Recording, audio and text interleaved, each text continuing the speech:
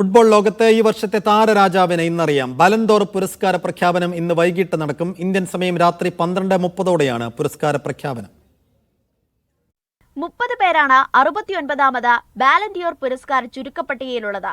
കഴിഞ്ഞ സീസണിൽ Europe അടക്കിവാണ് PSG മുന്നേറ്റ താരം ഒസ്മാൻ ഡെംബലെയാണ് പട്ടികയിൽ മുന്നിലുള്ളത്.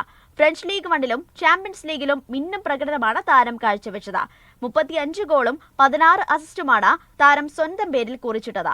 ബാഴ്സലോണയുടെ സ്പാനിഷ് കൗമാരക്കാരൻ ലമിൻ യമാലാണ് ഡെംബലെയ്ക്ക് വെല്ലുവിളി ഉയർത്തുന്ന പ്രധാന താരം. ബാഴ്സയെ ലാലിഗ കിരീടത്തിലും ചാമ്പ്യൻസ് ലീഗ് സെമിയിലും എത്തിച്ചാണ് യമാലിന്റെ മികവ്. 18 ഗോളും 25 അസിസ്റ്റുമാണ് 18-കാരന്റെ കഴിഞ്ഞ സീസണിലെ സംഭാവന. ബാലൻഡിയോർ നേടിയാൽ ഏറ്റവും ചെറിയ പ്രായത്തിൽ ഈ സ്വപ്ന കിരീടത്തിൽ മുത്തമിട്ട താരമെന്ന നേട്ടവും യമാലിനെ തേടിയെത്തും.